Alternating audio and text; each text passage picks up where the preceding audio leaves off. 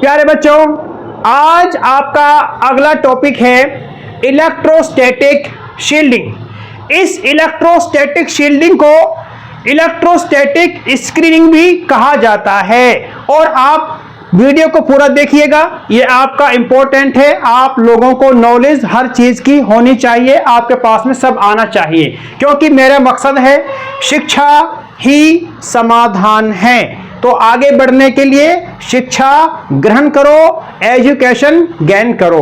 तो प्यारे बच्चों, अगला आपका टॉपिक है इलेक्ट्रोस्टैटिक शील्डिंग या स्क्रीनिंग। इलेक्ट्रोस्टैटिक शील्डिंग हमारा क्या होता है? ये हमारा वो प्रोसेस होता है जिस प्रोसेस में किसी भी सर्टेन एक निश्चित आपका रीजन होता है स्पेस का, उस रीजन स्पेस के रीजन को जो आपका एक्सटर्नल इलेक्ट्रिक फील्ड होता है, जो आपका अलग से इलेक्ट्रिक फील्ड होता है, उस इलेक्ट्रिक फील्ड से किसी स्पेस रीजन ऑफ स्पेस को प्रोटेक्ट करना आपका इलेक्ट्रोस्टैटिक शील्डिंग कहलाता है। इलेक्ट्रोस्टैटिक शील्डिंग या screening is the phenomena of protecting the region of space from external electric field. इसका मतलब क्या हुआ? एग्जाम्पल के तौर पे आप लोगों ने कभी लाइटनिंग देखा होगा, मतलब बारिश के मौसम में बारिश, आप लोगों की बारिश होती है तो उसमें बिजलियां भी गिरती हैं, लाइटनिंग होती है। तो उस प्रोसेस में जो कोई आदमी किसी पेड़ के नीचे खड़ा हो जाता है या किसी खंबे के नीचे खड़ा होता है तो उसके ऊपर लाइटनिंग या फिर लाइट गिरने के ज्यादा चांस होते हैं। तो उस प्रोसेस में हम क्या करें? अगर हम उस ऑब्जेक्ट के ऊपर कोई भी हम उसके ऊपर एक केज या जाल वगैरह डाल दें या कोई कंडक्टर हम उसके ऊपर डाल दें, उस कंडक्टर के अंदर वो आपका मैन है या वो ऑब्जेक्ट है उसको रख दिया जाए या उसको पुट कर दिया जाए, तो वो हमारा लाइटनिंग से बच सकता है। इसका मतलब कैसे? आप लोगों ने पीछे पढ़ा, जो आपका कंडक्टर होता है उस कंडक्टर के अंदर हमारा इलेक्ट्रिक फील्ड जीरो होता है। क्या होता है उसके अंदर? कंडक्टर के अंदर इलेक्ट्रिक फील्ड हमारा जीरो होता है। चलो इसको और अच्छी तरह हम समझने के लिए क्या करते हैं, अगर आपके जो हाई वोल्टेज डिवाइसेस होती हैं, हाई वोल्टेज डिवाइसेस को हम किसी केज के अंदर रखते हैं और उस केज को हम अर्थ कर देते हैं, उस केज की अर्थिंग हम कर देते हैं। तो अर्थिंग करने की वजह से जो उसके अंदर हमारा जनरेटर है, हाई वोल्टेज डिवाइस है, हाई वोल्टेज जनरेटर है, उसके अंदर से लीकेज ऑफ चार्ज भी हमारा कम हो जाता है और जो एक्सटर्नल इलेक्ट्रिक फील्ड होता है उसका भी उसके ऊपर प्रभाव नहीं पड़ता। इसके अलावा जो आपके टीवी होते हैं, हर घर में टीवी लगा होगा, आजकल तो चलन कुछ कम होता जा रहा है। टीवी की जो केबल होती है, उस टीवी की केबल को भी एक्सटर्नल इलेक्ट्रिक फील्ड से बचाया जाता है, जो उसके अंदर हमारा कंडक्टर वगैरह होता है। तो हम क्या कह सकते हैं? हम कह सकते हैं कि जो आप लोगों का इलेक्ट्रोस्टैटिक शील्डिंग या स्क्रीनिंग होता है, हम उसको कह सकते हैं, उसको डिफाइन कर सकते हैं, electrostatic shielding is the phenomena of protecting the certain region of space from external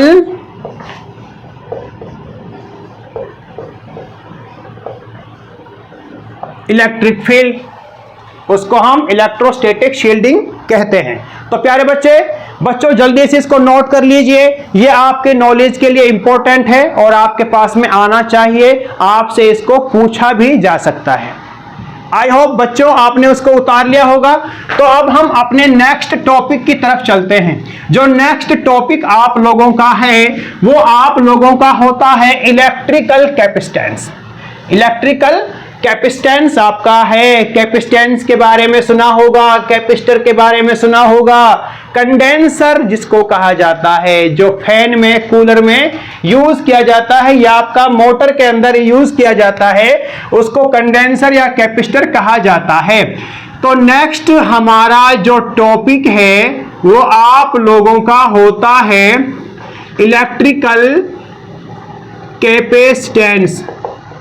electrical capacitance ये आप लोगों का इंपॉर्टेंट टॉपिक है, और ये इंपॉर्टेंट टॉपिक होने के साथ में एग्जाम के अंदर इसको ज्यादातर पूछा जाता है, तो इसीलिए आप इसको ढंग से समझिए।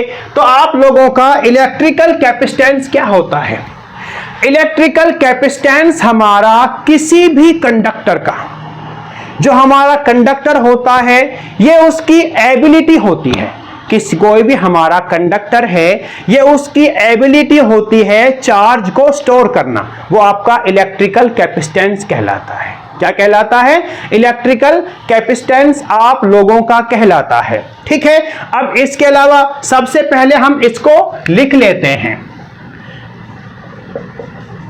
Electrical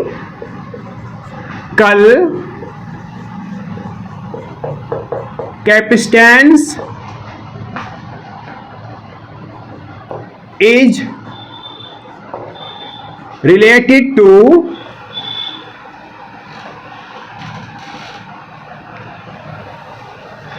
electrical capacitance of conductor is related to its ability to store charge. किसी भी कंडक्टर की क्षमता होती है चार्ज को स्टोर करने की, वो आप लोगों का इलेक्ट्रिकल कैपेसिटेंस कहलाता है। अब माना एग्जाम्पल के तौर पे ये हमने अपना कोई भी कंडक्टर माना, ये आप लोग मान लीजिए एल्यूमिनियम का वायर है, एल्यूमिनियम का वायर है। अब इस एल्यूमिनियम के वायर को हम क्या दे रहे हैं? चार्ज हम दे रहे हैं। क्या दे रहे हैं? इसको हम चार्ज दे रहे हैं। तो एल्यूमिनियम को चार्ज हम दे रहे हैं, तो चार्ज देने की वजह से इस एल्यूमिनियम के वायर की जो पोटेंशियल होता है, क्या होता है? इलेक्ट्रोस्टैटिक पोटेंशियल होता है, वो रेज करना या इंक्रीज होना शुरू हो जाता है। क्या हो जाता है? इंक्रीज होना शुरू हो जाता है। इसका मतलब क्या पता लगा? जब किसी भी कंडक्टर को हम चार्ज देते हैं तो चार्ज देने की वजह से उसका इलेक्ट्रोस्टैटिक पोटेंशियल हमारा इंक्रीज होता है। तो हम क्या कह सकते हैं? हम कह सकते हैं कि जो आपका चार्ज है वो हमारा इलेक्ट्रोस्टैटिक पोटेंशियल के डायरेक्टली प्रोपोर्शनल होता है। क्या होता है? डायरेक्टली प्रोपोर्शनल हमारा होता है। अब इस साइन ऑफ प्रोपोर्शनैलिटी को हटाएंगे तो हम कांस्टेंट वैल्यू का यूज करेंगे, तो हमारा क्या हो जाएगा? Charge is equal to CV. Charge is equal to CV, और सी हमारा क्या है? Constant of proportionality. Constant of proportionality आप लोगों का होता है। ठीक है, यहां तक समझ आ गया। अब इसके अलावा हम यहां पर कर सकते हैं कि आप लोगों का C is equal to Q by V, क्योंकि C जब हम C की वैल्यू निकालेंगे तो V हमारा इसके डिवाइड में चला जाएगा, तो C is equal to Q by V आप लोगों का हो जाएगा। यहां से हमें क्या पता लगा कि चार्ज आपका इलेक्ट्रोस्टैटिक पोटेंशियल के डायरेक्टली प्रोपोर्शनल होता है। अब यहां पर C हमारा कैपेसिटी हो गया, तो कैपेसिटी हमारा क्या होता है? कैपेसिटी को हम डिफाइन कर सकते हैं, it is the ratio of charge given to the conductor to raise its potential. उसके पोटेंशियल को इंक्रीज करने के लिए जो चार्ज हमारा दिया जाता है, उन दोनों के बीच में जो रेशियो होता है उसको हम क्या कहते हैं? उसको हम कैपेसिटी कहते हैं। तो कैपेसिटी की हम यहां से डेफिनेशन कर सकते हैं, कैपेसिटी इज, कैपेसिटी किसकी? Capacity of conductor is defined as the ratio of charge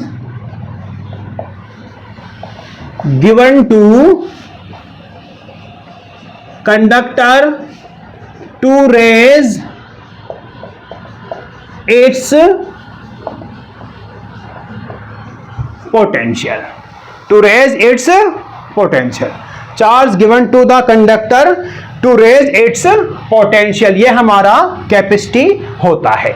और यहां पर इसमें आपको एग्जाम के तौर पे ये नोट्स आपको बनाना है, लिखना है। इसके अलावा अगर आप लोगों से पूछा जाए कि जो कैपेसिटी ऑफ कंडक्टर है वो किसके ऊपर डिपेंड करती है, जो कैपेसिटी ऑफ कंडक्टर हमारी होती है वो ना तो चार्ज के ऊपर ना इलेक्ट्रोस्टैटिक पोटेंशियल के ऊपर, इन दोनों के ऊपर हमारी कैपेसिटी डिपेंड नहीं करती है। नहीं करती है मतलब चार्ज के ऊपर कैपेसिटी डिपेंड नहीं करती है, इलेक्ट्रोस्टैटिक पोटेंशियल के ऊपर हमारी कैपेसिटी डिपेंड नहीं करती है। चाहे चार्ज हमारा इंक्रीज हो या डिक्रीज हो, पोटेंशियल इंक्रीज हो या डिक्रीज हो, कैपेसिटी के ऊपर कोई फर्क नहीं पड़ता। ये कैपेसिटी फिर हमारी किसके ऊपर डिपेंड करती है? कैपेसिटी हमारी डिपेंड करती है कि जो आप लोगों का कंडक्टर है, जो आप लोगों का कंडक्टर है उस कंडक्टर के शेप और साइज के ऊपर डिपेंड करती है, उसकी लेंथ क्या है, ब्रेड्थ क्या है। मतलब क्या है, कैपेसिटी किसी भी कंडक्टर के डायमेंशंस के ऊपर डिपेंड करती है, शेप और साइज के ऊपर डिपेंड करती है।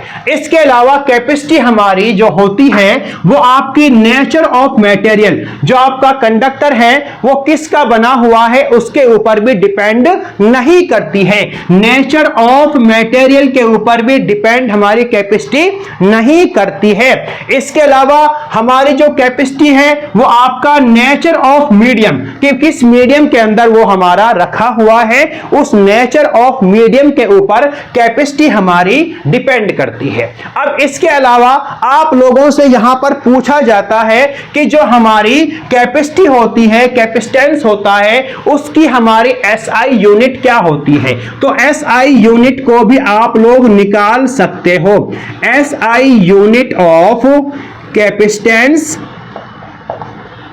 क्या होती है आप लोगों की, आपने पीछे किया capacitance, capacity is equal to charge divide by potential. Charge को हम मेजर करते हैं, किस में मेजर करते हैं, कूलाम में, और पोटेंशियल को मेजर करते हैं वोल्ट में। तो इसकी हमारी एक यूनिट तो हमारी हो जाएगी आप लोगों की यहां से निकल के, अगर हम इस फॉर्मूले को यूज करते हैं, इस फॉर्मूले से हमारी इसकी यूनिट हो जाएगी कूलाम पर एम्पियर, ये आपकी इसकी यूनिट होती है। और हमारी जो इसकी मेन यूनिट होती है वो आपकी होती है फैराड। क्या होती है, फैराड इसकी हमारी एसआई यूनिट आप लोगों की होती है। तो इसके अलावा अगर आप लोगों से रिलेशन में, इसमें आपने एग्जाम में यहां तक इसको करना है, अगर 2 मार्क्स का क्वेश्चन आप लोगों से पूछा जाता है तो अगर इसकी एसआई यूनिट आपसे पूछते हैं तो आपकी ये निकल के आ जाएगी। इसके अलावा हमारा रिलेशन आप लोगों से पूछा जाए कि 1 माइक्रोफैरड हमारा कितने फैरड के बराबर होता है, तो 10⁻⁻6 फैरड के बराबर हमारा होता है। और आप इसके अलावा 1 माइक्रोफैरड आप किसके बराबर हो गया। अगर मान लो आप लोगों से पूछा जाए 1 नैनोफैरड किसके बराबर होता है, 10⁻⁹ फैरड के बराबर होता है। अगर आप लोगों से पूछा जाए 1 माइक्रोफैरड आपका किसके बराबर है, ये हमारा हो जाएगा 10⁻⁻12 फैरड के बराबर आप लोगों का हो जाएगा। या इसको हम कह सकते हैं पिकोफैरड। क्या कह सकते हैं, पिकोफैरड भी इसको कहा जा सकता है, पिकोफैरड भी इसको कहा जा सकता है। तो प्यारे बच्चों, अब यहां से आगे आप लोगों से अगर वो डायमेंशनल फॉर्मूला पूछे, क्या पूछे, अगर आप लोगों से वो डायमेंशनल फॉर्मूला पूछता है क्या पूछता है? डायमेंशनल फॉर्मूला अगर आप लोगों से वो पूछता है तो डायमेंशनल फॉर्मूला आप कैपेसिटेंस का क्या बताओगे? क्योंकि फॉर्मूला हमारे पास है C is equal to Q by V आप लोगों का होता है। और चार्ज के बारे में आप जानते हो, जो चार्ज हमारा होता है उसका डायमेंशनल फॉर्मूला होता है A for ampere, T for time, ये आपका इसका डायमेंशनल फॉर्मूला। और पोटेंशियल का हमारा डायमेंशनल फॉर्मूला होता है, इसको पहले हम आसान फॉर्म में कर लेते हैं। आसान फॉर्म में आप कैसे करोगे कि इधर हमारा हो जाएगा Q बाई, क्योंकि पोटेंशियल हमारा किसके बराबर होता है? वर्क डन बाई चार्ज के, वर्क डन बाई चार्ज। तो चार्ज आपका ऊपर पहुंच जाएगा, तो C is equal to Q का स्क्वायर बाई वर्क डन आप लोगों का हो जाएगा। तो इसका डायमेंशनल फॉर्मूला जो चार्ज आपका होता है उसका डायमेंशनल फॉर्मूला होता है AT, इसका स्क्वायर हो जाएगा।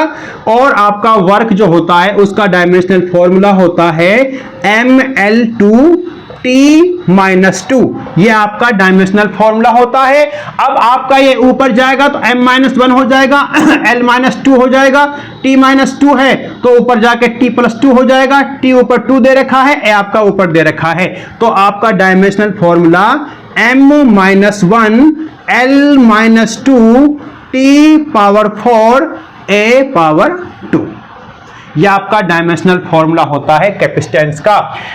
M-1 L-2 T⁴ A⁴ A का स्क्वायर, ये हमारा कैपेसिटेंस का डायमेंशनल फॉर्मूला है। आई होप बच्चों आप लोगों के जो ये इलेक्ट्रिकल कैपेसिटेंस है पूरा समझ में आ गया होगा। और इसके अलावा जो आप लोगों का इलेक्ट्रिकल कैपेसिटेंस होता है वो नेचर ऑफ मीडियम के ऊपर डिपेंड करता है, डायमेंशंस ऑफ कंडक्टर के ऊपर डिपेंड करता है, शेप और साइज के ऊपर डिपेंड करता है।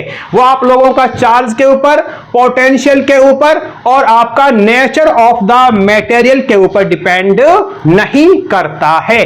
तो प्यारे बच्चों इसको जल्दी से नोट डाउन कर लीजिए, फिर हम आप लोगों के लिए एक अगला इंपॉर्टेंट टॉपिक इसी वीडियो में कराने जा रहे हैं। तो प्यारे बच्चों जल्दी से नोट डाउन कर लीजिए।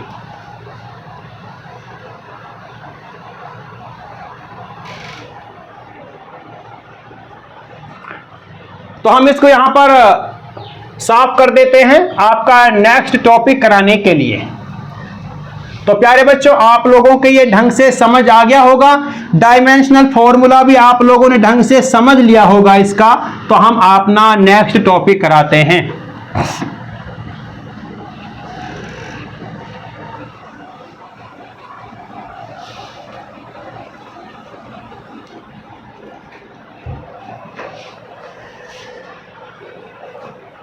तो नेक्स्ट टॉपिक आप लोगों का है प्यारे बच्चों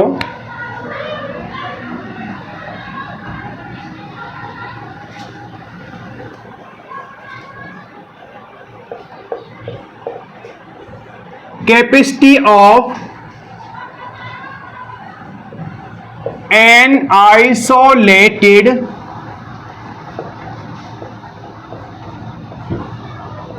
स्फेरिकल कंडक्टर, स्फेरिकल कंडक्टर। तो आप लोगों को क्या निकालना है? आप लोगों को एक स्फेरिकल कंडक्टर दे रखा है और उस स्फेरिकल कंडक्टर से आप लोगों को कैपेसिटी या कैपेसिटेंस आप लोगों को निकालना है। तो प्यारे बच्चों ये टॉपिक भी हमारा इंपॉर्टेंट होने वाला है। इसमें जो आपका कैपेसिटेंस ऑफ अर्थ वो भी हम निकाल के दिखाएंगे, क्योंकि जो हमारा अर्थ है वो अर्थ भी आपका एज ए स्फीयर है, उसको हम एज ए स्फीयर मानेंगे। तो उसके लिए हम क्या फॉर्मूला पुट करेंगे वो भी आप लोगों का निकल के आने वाला है। तो capacity of an isolated spherical conductor हमारा होता क्या है? तो प्यारे बच्चों देखो इसमें हम सबसे पहले हम एक स्फीयर मान लेते हैं, यूनिफॉर्मली चार्ज्ड हम एक स्फीयर मान लेते हैं जिस स्फीयर का सेंटर हमारा O है और उसकी रेडियस हमने R मानी है। हमने एक स्फीयर मान लिया, एक स्फेरिकल कंडक्टर मान लिया जिसकी रेडियस हमारी R है, सेंटर O है और उसकी जो सरफेस है उसकी सरफेस पे हमारा चार्ज यूनिफॉर्मली डिस्ट्रीब्यूट हो रखा है। तो क्या है हमारा स्फेरिकल कंडक्टर की सरफेस पे चार्ज हमारा यूनिफॉर्मली हमारा डिस्ट्रीब्यूट हो रखा है। अब इसके अलावा यदि इसका जो चार्ज हमारा है, टोटल चार्ज आप लोगों का, वो हमारा सेंटर पे कंसंट्रेट है। क्या है आपका? सेंटर पे कंसंट्रेट है। अगर ये हमारा सॉलिड, ये हमारा जो स्फेरिकल कंडक्टर आप लोगों को दे रखा है, ये हमारा अगर सॉलिड है या हमारा होलो है, सॉलिड है या होलो है, तो इसके लिए हमारा इसकी सरफेस पे हर पॉइंट पर, इसकी सरफेस पे हर पॉइंट पर हमारा इलेक्ट्रोस्टैटिक पोटेंशियल हमारा सेम होगा। हमारा क्या होगा? सेम होगा इलेक्ट्रोस्टैटिक पोटेंशियल इसकी सरफेस के ऊपर। जो हमने हल्का सा किया है इसको हम यहां पर कर लेते हैं। तो हमारा क्या होता है? सबसे पहले हमने माना है, let us consider a uniformly charged spherical conductor of center O and radius r. Charge is uniformly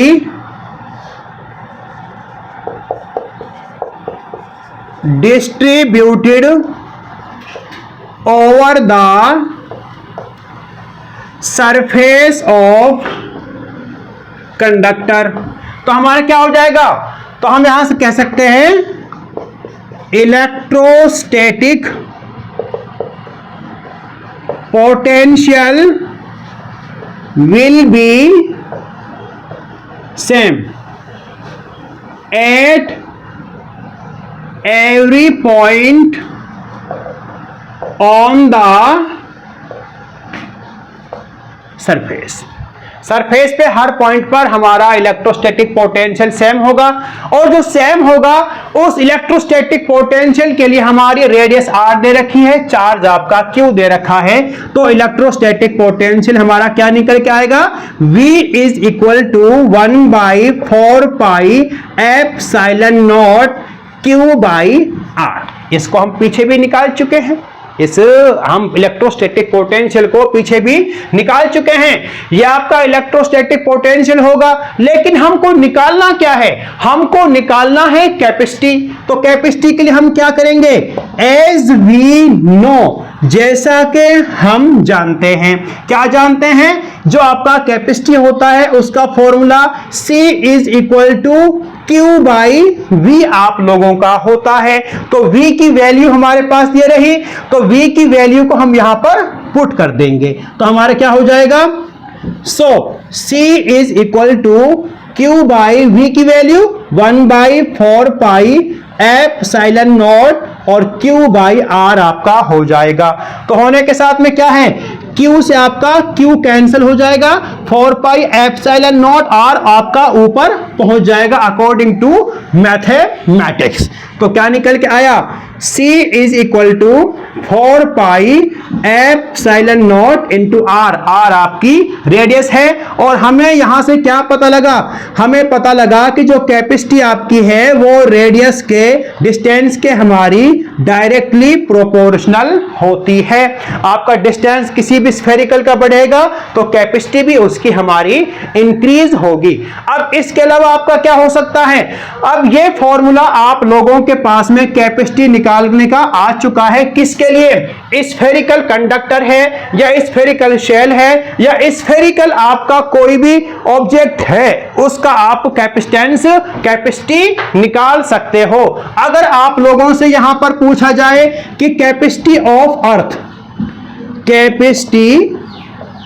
अर्थ आप लोगों की क्या होती है, तो कैपेसिटी ऑफ अर्थ निकालने के लिए क्या करना है? ये आपका इंपॉर्टेंट टॉपिक है, इसमें आपका ये इंपॉर्टेंट है, इसको ढंग से आप लोग समझ लीजिए।